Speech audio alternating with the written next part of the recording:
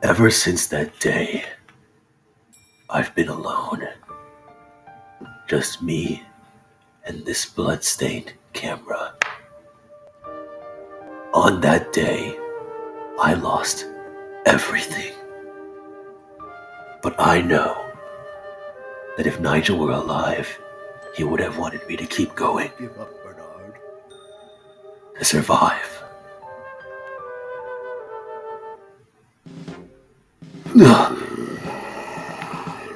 Damn it. I have to get out of here. And so he runs away, while the zombies follow him, eventually reaching a muddy swamp. On the other side of the mud is a dock.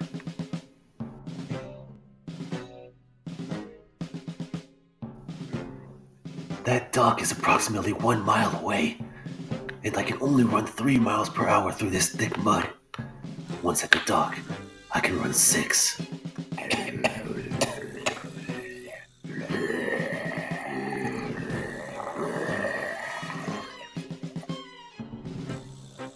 If I don't choose the fastest route, they'll catch me for sure.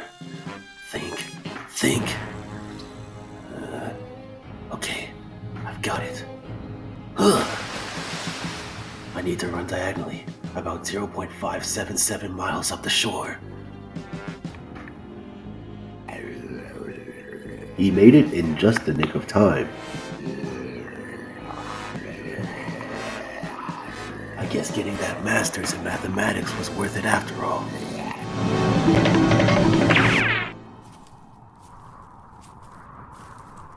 After he felt like he was in the clear, he stopped to catch his breath. But when he tried to lie down, he felt something hard on his back. Huh? What is this? No way. It's wood? And a lot of it too. Who would just leave all this lying around? As he looked back at the swamp, which appeared to have gotten deeper, he had an idea.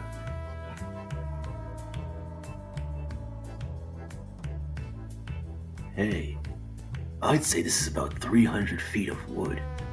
I could use this to build a fence.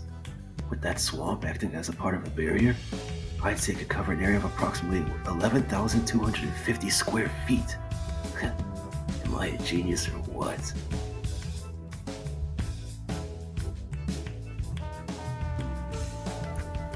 It took him 3 days to build the fence, and by the time he was done, he was very hungry. I'm totally starving, dude. Man, this apocalypse sucks. But just then, he heard 2 voices off in the distance. Why do we always have to get stuck with the night shift? What was that? It came from behind those trees. Peering behind a large rock, he saw 2 men behind a fence, guarding a large sack.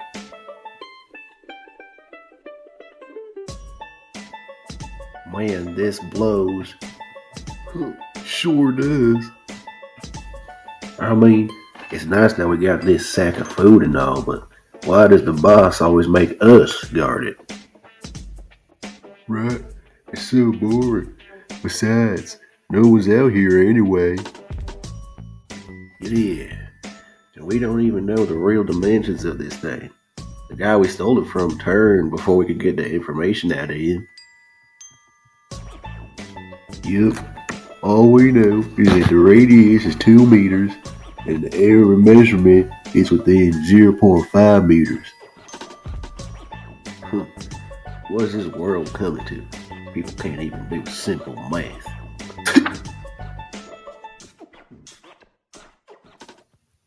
Far out. If I figure out the exact error in the volume of that sack, I'll know how much food I can take without those losers finding out. Let's see.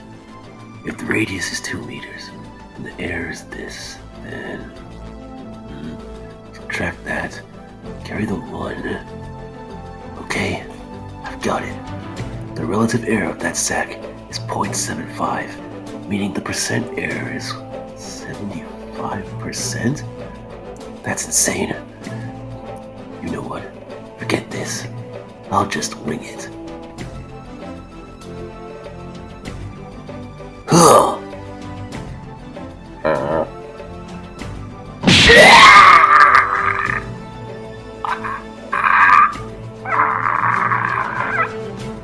Huh? Oh Lord!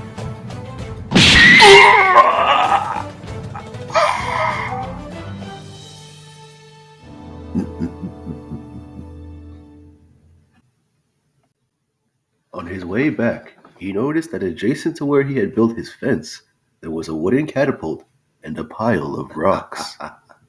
Huh? Wow. I must have been really hungry to not have noticed this. Looks like this catapult can launch anything smaller than 1200 cubic inches, but anything less than 650 cubic inches won't kill a zombie. Gee, whoever made this was pretty smart. Could he have been the guy those guards were talking about? Yeah, and we don't even know the real dimensions of this thing. The guy we stole it from turned before we could get the information out of him.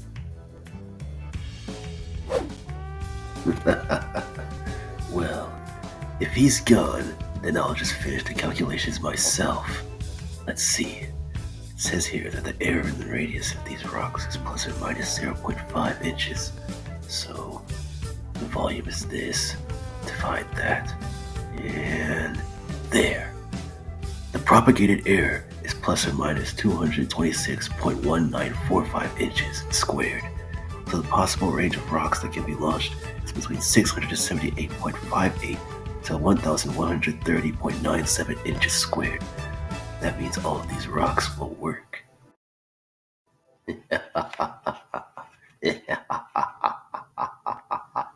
As the cameraman continued his calculations, he began to feel hopeful of the future.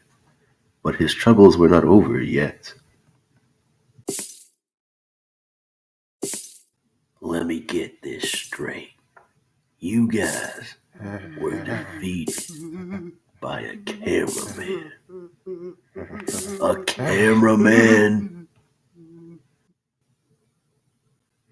Yes, sir. Yes, sir.